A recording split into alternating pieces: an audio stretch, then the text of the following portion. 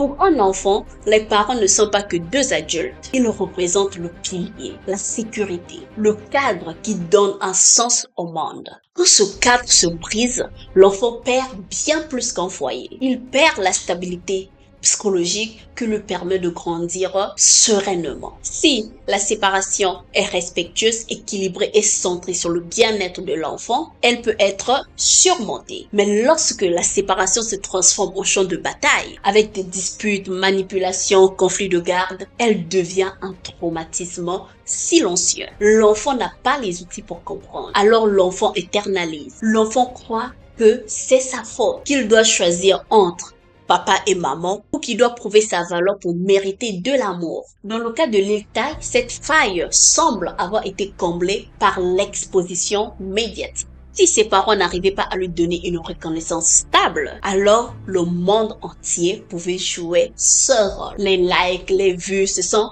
transformés en substitut d'amour parental. Il faut comprendre une chose cruciale. Un enfant ne passe pas à autre chose après une séparation violente. Il construit son identité autour de cette douleur. L'abandon devient un prisme à travers lequel il regarde toutes ses relations, toutes ses décisions. C'est comme une cicatrice invisible. Certains vont développer une obsession de plaire, d'autres une peur panique d'être rejeté. Dans les deux cas, l'enfant ne vit plus pour lui-même.